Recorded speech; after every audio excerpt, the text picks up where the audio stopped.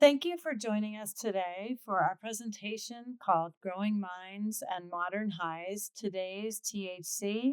We'll be discussing products, potencies, problems, and protections, everything you need to know about today's marijuana. My name is Whitney Yeager. I'm the Education and Outreach Coordinator for One Chance to Grow Up.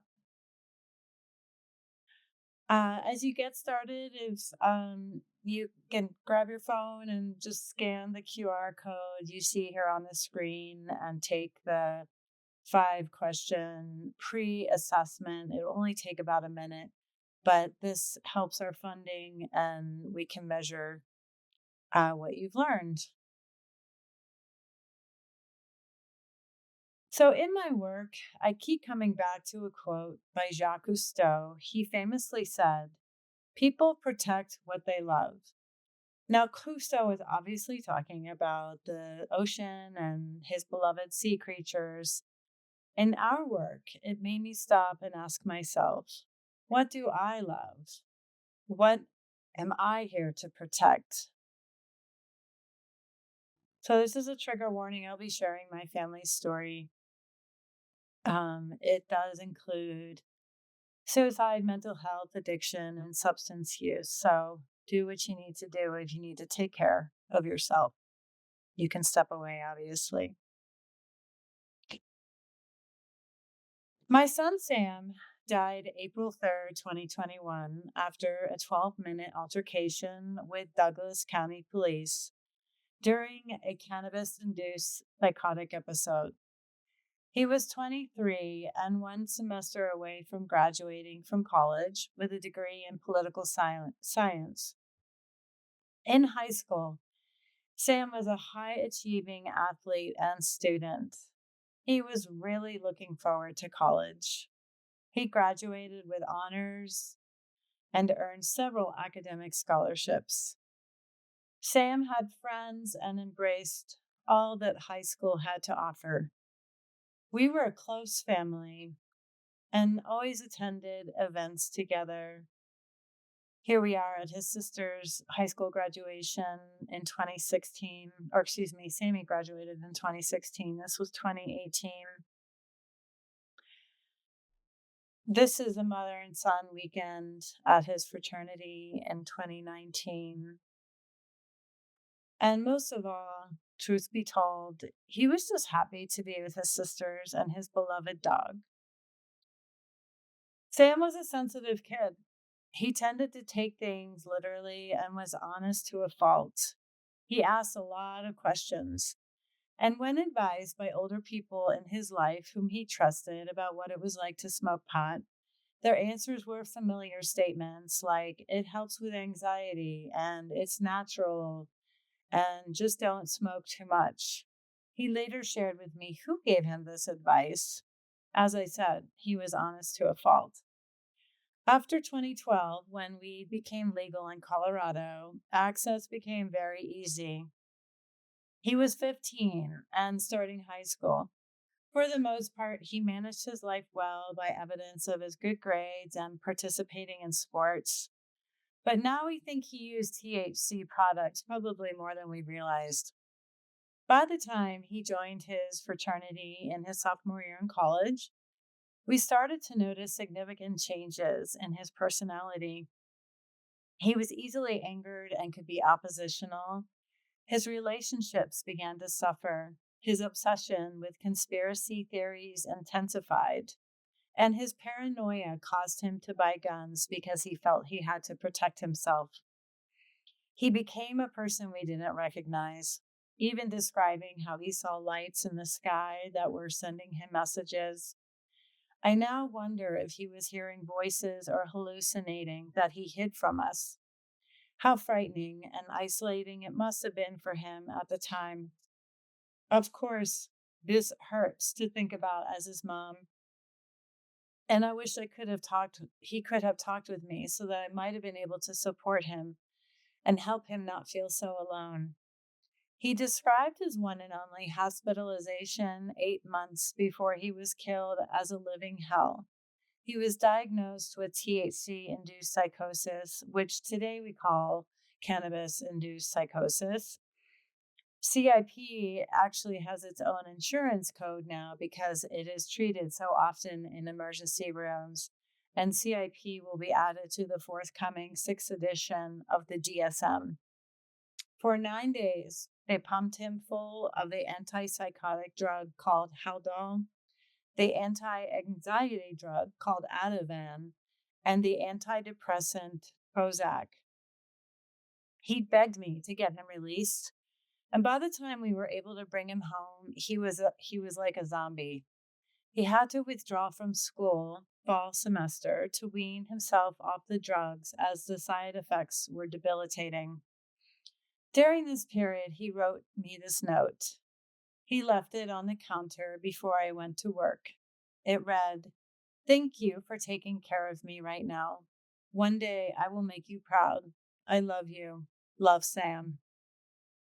Although he returned to school in January of 2021, his struggle staying off weed continued.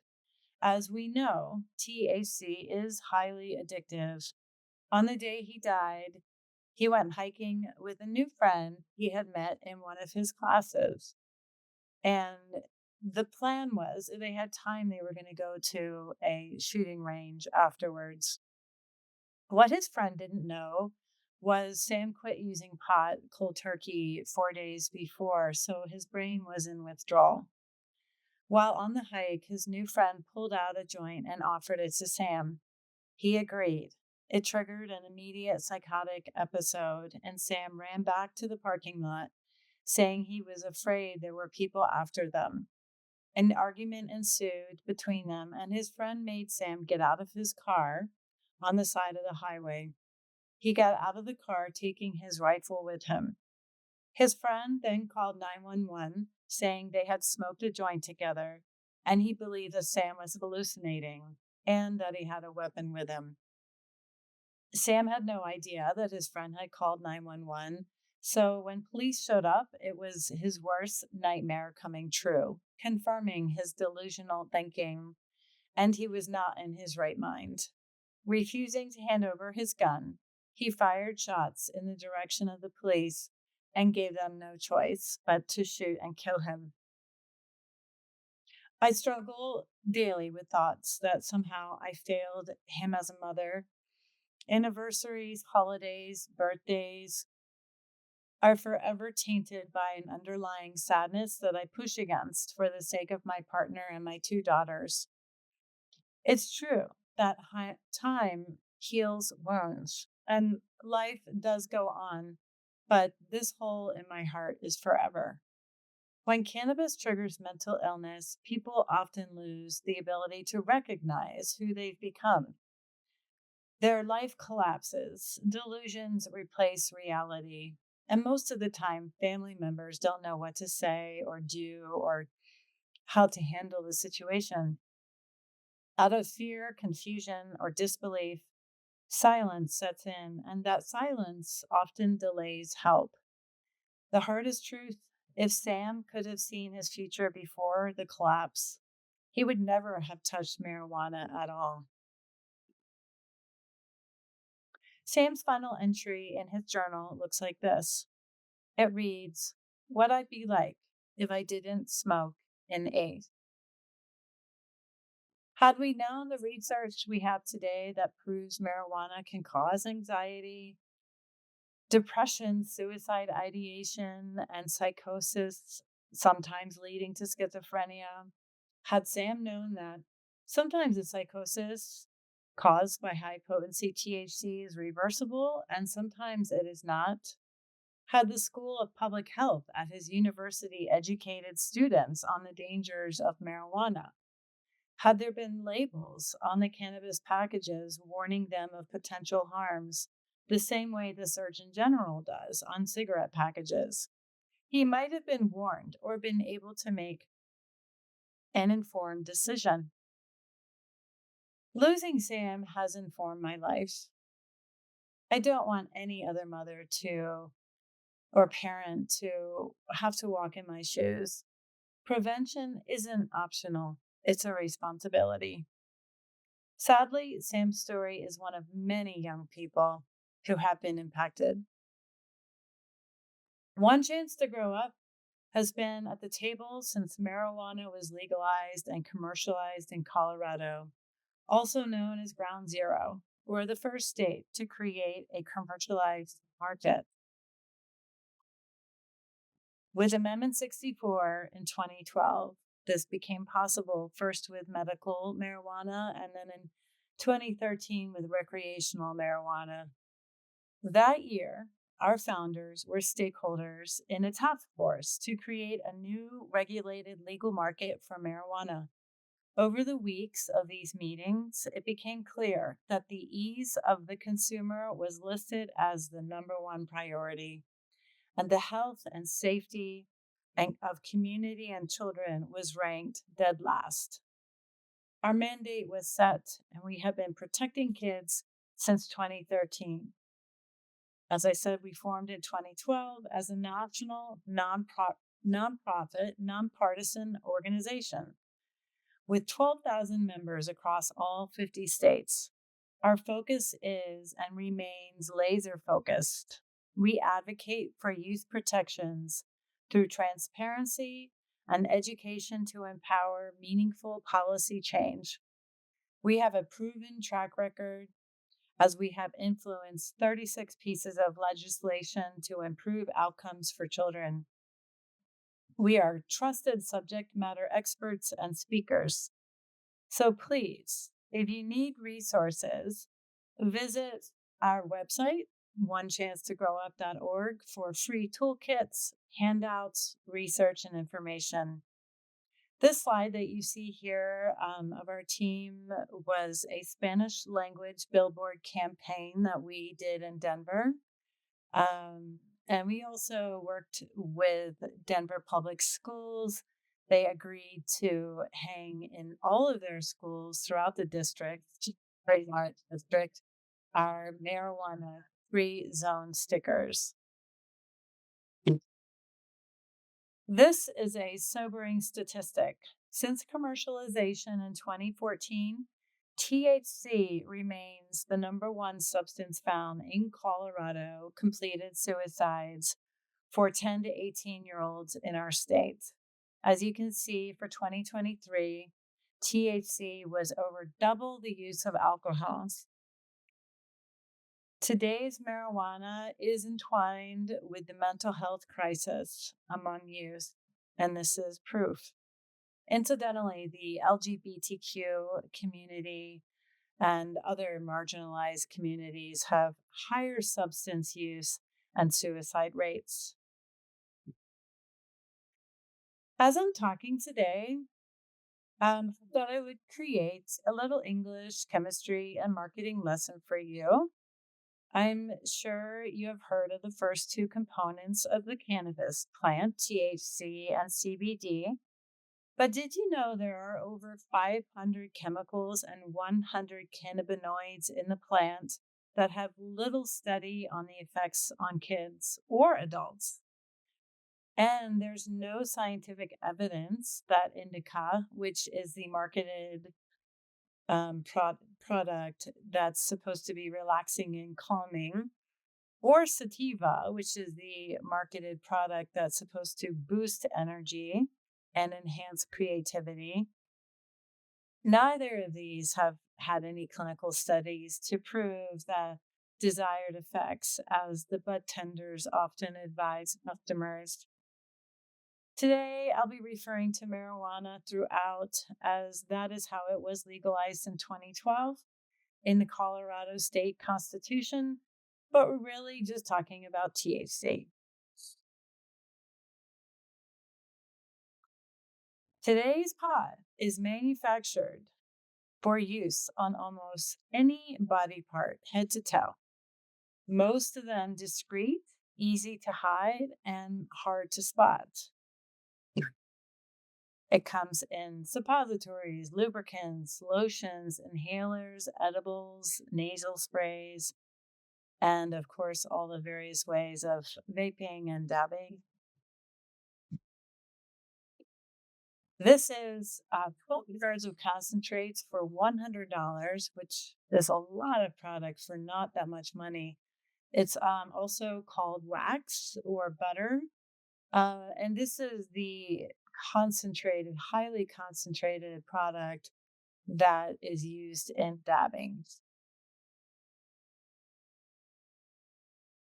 We created the THC photos in 2018 to be part of the solution and make it easier to report on today's marijuana using real products. Many of our members voted for legal recreational marijuana, but they tell us they never thought it would be manufactured in such kid friendly forms. These three THC vapes are, uh, are kid friendly on all fronts. Tiny, discreet, cookie flavored, and cheap. Do you see the appeal? Let's do the math. This black biscotti flavored vaporizer has upwards of 1,400 puffs, and you see it here compared to a quarter, so it's very small in size. Each puff has approximately 3 to 5 milligrams. The cost is around $64, all including taxes, less than a nickel per high. The middle pen is a psychoactive hemp product I purchased in 2023, baked, meaning high, with the kid friendly label, cereal milk. And I don't think I even have to explain the egregious nature of the pink and yellow THC vape pens on the far right, disguised as crayons and highlighters. They come in lemonade and berry flavors with an average of 70% THC.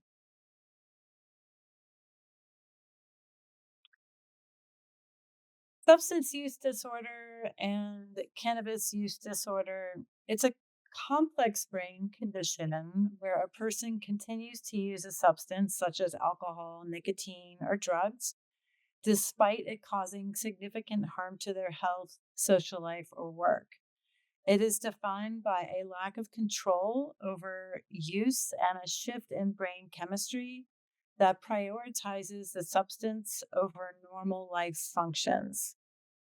SUDs range from mild to severe, with addiction being the most chronic form of the disorder. Cannabis use disorder is a specific type of SUD defined by the inability to stop using marijuana, even though it's causing physical or psychological problems. So it's basically marijuana addiction. Key indicators include tolerance, where they need more in order to feel high, withdrawal, which is characterized by irritability, insomnia, anxiety, and then neglecting schoolwork or relationships when using cannabis. Because the adolescent brain is under development until the mid to late 20s, the introduction of high potency THC can wire the brain for dependency much faster than in adults. CHS is characterized by recurrent vomiting episodes in chronic marijuana users of particularly higher potency THC products. This is something that our ER doctors have explained to us, that they can hear it before they actually see the patient because of the patient experiencing screaming while vomiting, which is, they've coined it as scromiting. Um, it's classically relieved by hot showers, but so hot that people are coming into the ER with second-degree burns. It's very expensive to diagnose, an average of $77,000 because of the evaluations. They have to basically eliminate any other possible causes. So a lot of labs, CT scans, endoscopies, colonoscopies, and surgical exploration are sometimes required, and it can cause um, the patient to die. It does cause death. Um, in some cases. And the only way to stop it is cessation, which can take 4 to 6 months for symptoms to fully cease. Um, Cannabis induced psychosis is what my son was experiencing. As I mentioned, it's characterized by distorted perceptions of time and distance, delusions, believing things that are not real, anxiety and or panic attacks, extreme paranoia, hallucinations, which is when the patient sees, hears, or feels things that are not real. This is a Danish study that confirms the increased risks of using high potency THC products, which is defined as anything over 15% THC, can and does lead to psychosis. And if even one episode of psychosis makes that person 40% more likely to develop schizophrenia or bipolar disorder. 93% of products in Colorado are over 15%. This Colorado is the longest established legal market here in the United States. And the plant, as Mother Nature intended from the 80s and 90s, was 4% THC. Most people using marijuana today are using a product that is more than 3 times as strong as that, at a minimum. So the weed from my youth is basically non-existent. Anesthesia is a clinical term. It's a neurological term. It often accompanies cannabis-induced psychosis. It looks like denial, where the person doesn't believe they need help. They lose insight, and treatment at this stage is very difficult because they view parental concern or a doctor's concern as a threat, and they resist help or treat. But this is an actual clinical neurological term, anesthesia. It's a little bit of a tough one to say. It's faster to become addicted to marijuana compared to alcohol. This is a study that was provided to us by Dr. Jesse Hinckley. And this slide shows one of the major risk factors of smoking cannabis, because adolescents who use cannabis and who start using at a younger age are also more likely to use in young adulthood and becomes addicted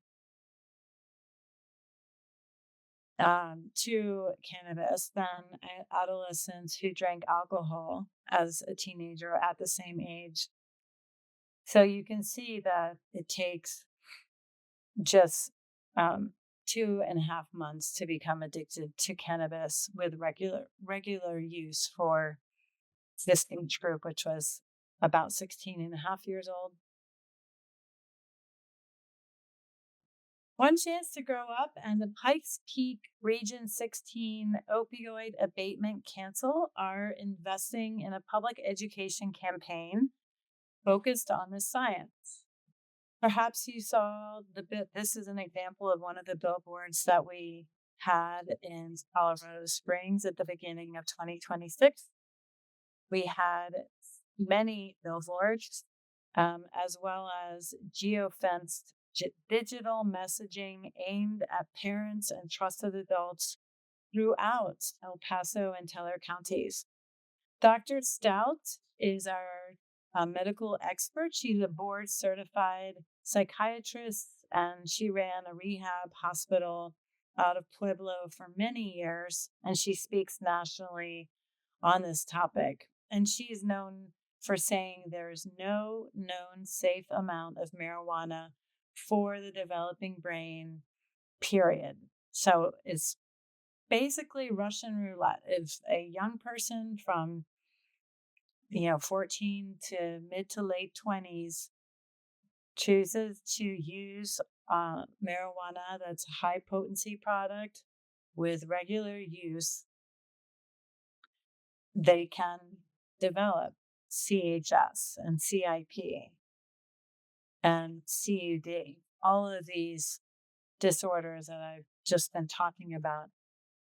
Please visit High Risk THC. It's a website that we created. It has a lot of really important information and a video message from Dr. Stout herself. It's a great place for parents to go and get quick answers to questions. THC use at 14 is strongly associated with opioid use at 19. This is a known fact, and this is why we are considering it now as a gateway drug to opioid use. Cannabis use increases the risk of developing non-medical prescription opioid use and opioid use disorder. And we're not the only ones sounding the alarms of marijuana and kids. The Colorado Department of Public Health and Environment warns the public of everything I've shared with you here today. These are some statements. Cannabis use by adolescents and young adults is strongly associated with future high-risk use of other drugs like opioids. And you can see how it's another one. This one kind of catches my attention, that weekly or more frequent cannabis use by adolescents is strongly associated with failure to graduate from high school.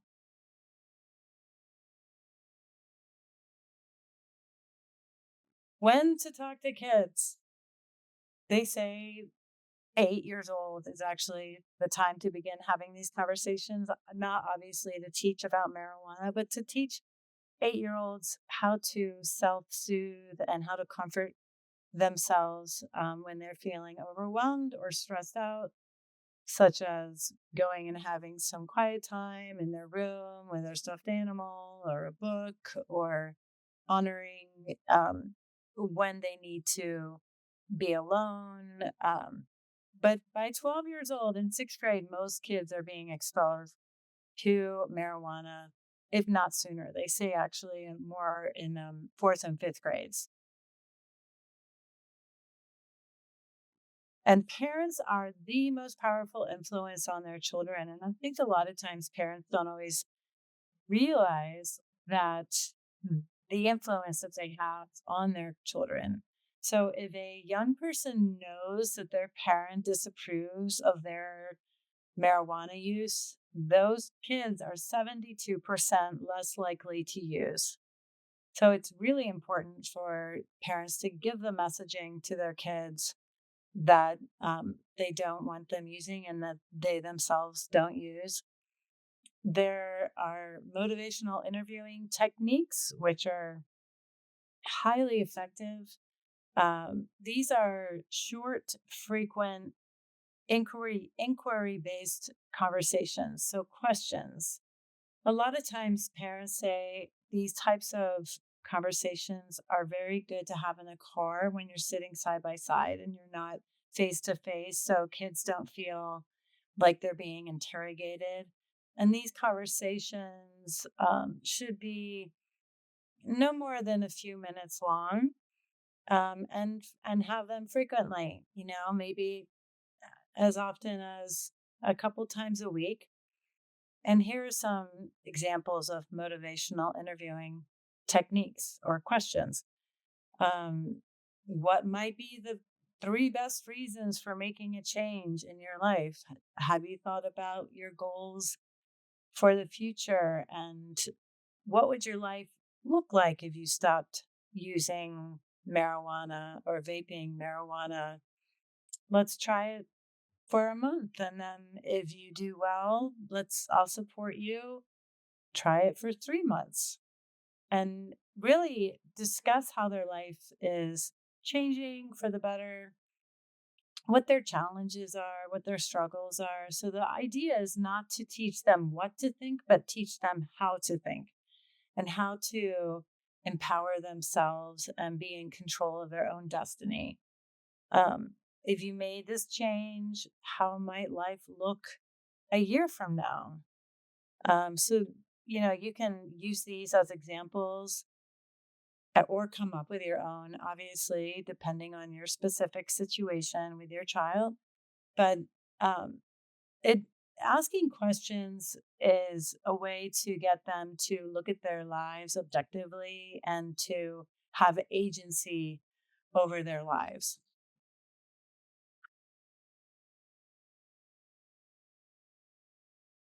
The wellness trap.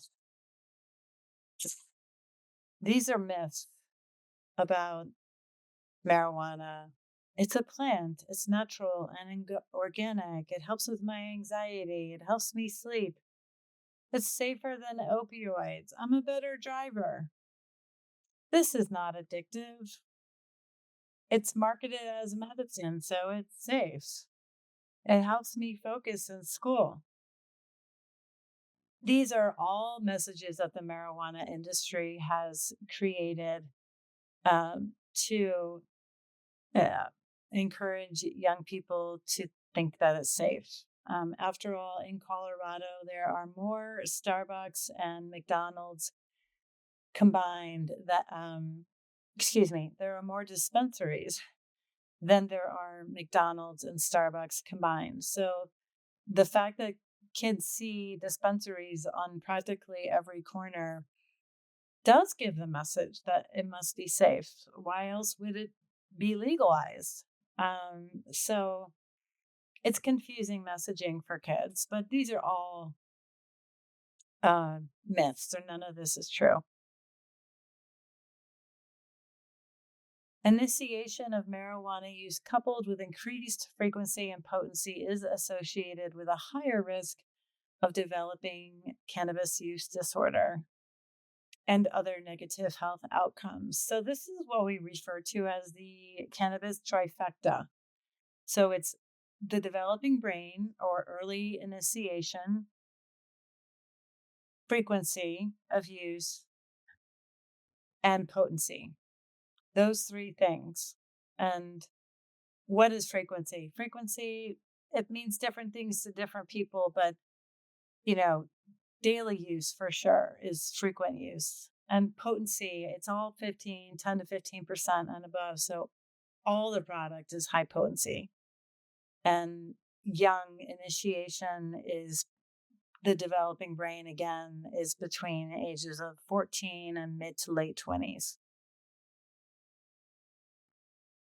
There's no limit to the number of colorful THC ads on Instagram, like the one on the left. Playdate approved. How old is that target audience? How old are kids when they have playdates? Who are they marketing towards? Who shops at Vans? These sneakers, when my kids were in middle school and high school, that was our very first stop for back to school. How many of you watched the Disney movie Incredibles? And who in the world needs to smell fruit backpack? It's a big um, dispensary company called Cookies, pretty famous. They have these smell-proof backpacks to evade school resource officers and teachers and dogs, so they can carry product without getting detected. Even Etsy is selling pot paraphernalia with a crocheted smoking pot plant. This is a method to the madness. There is a method to the madness. Create customers early on, escape dependence, which can lead to addiction. And you now have created a lifelong customer. Sounds familiar to tobacco, doesn't it? On this side, let's clear up the confusion around. You'll see these products marketed under a dozen different names: intoxicating hemp, Delta 8, Delta 9, legal THC, marijuana light, hemp derived, At one chance, we've said it for years, THC is THC. Whether it comes from a licensed dispensary or a gas station shelf, THC is the primary psychoactive compound in the cannabis plant. Your child's brain does not care about the legal loophole used to manufacture it. It only reacts to the intoxication. A gap in federal law unintentionally greenlit a Wild West market for hemp derived THC. This didn't just give us one new product, it created a pipeline for a myriad of novel cannabinoids that are unregulated, unrestricted, accessible. No matter the name on the bottle or the natural label on the package, the compound inside is designed to intoxicate, and a developing brain is vulnerable. And it did not restrict other cannabinoids like Delta 8, THC, or the myriads of intoxicating compounds shown here.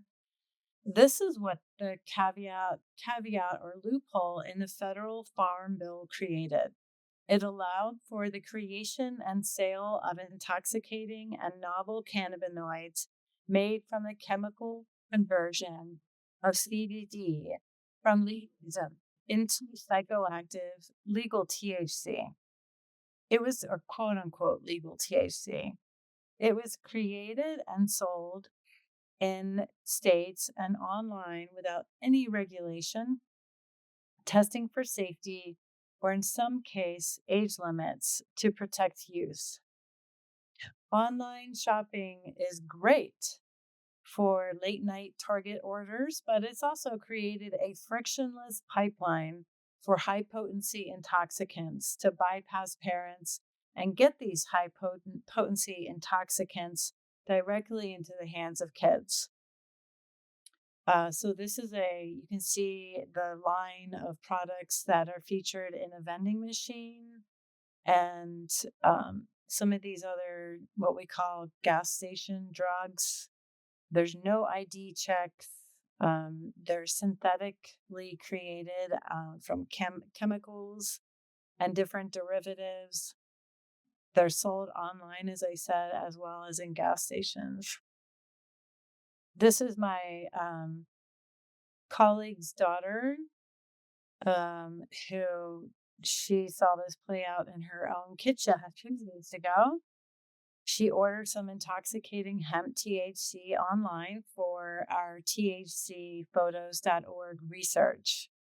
The products arrived, shipped through USPS in a plain manila envelope with no childproofing, no warnings, no adult signature required. Her then 17-year-old daughter handed it to her mother and said, "Hey, Mom, your Amazon package is here." When 840 milligrams of hemp THC edibles is indistinguishable from a pack of batteries coming from Amazon, the system isn't just broken, it's designed to fail. Harm reduction. There's really no difference of having edibles lying around the house than having guns lying around the house. Guns need to be in a gun safe if there's young children in the home, just as edibles that are often in the form of sweet gummies need to be in a locked container that is child safe. There are so many accidental ingestions happening at ERs around the country. The American Academy of Pediatrics pediatric website reported that accidental ingestions were up over 1,300%.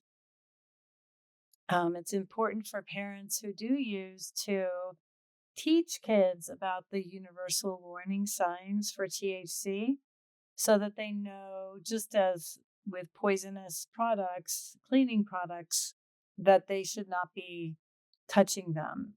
These are examples of warning signs in states where it has become legal. But you can see that each one is different, and there really is a need for a national universal warning sign, just one single warning symbol. Here we have Colorado's listed, as well as Oregon, California, and a few other states. What can you do today if you are inspired by this presentation and you want to get involved? Sign up for updates at our website. We have a newsletter that we send out monthly. You can invite me to come and speak at your school, to parents, or during professional development for your teachers and staff. Urge your elected officials to support kids and have conversations today with the young people in your life and people who you love about the harms of today's THC. It's really important. I hope that you learned something today. I thank you for your time and attention. And here is my email, as well as my colleague, Julie Dreifelt, who also does outreach. And you're welcome to reach either of us by email. This is a QR code to do a post assessment. And if you would kindly take your phone and complete the post assessment so we can measure what you learned today, we would really appreciate it. It allows us to continue doing our work. Thank you so much.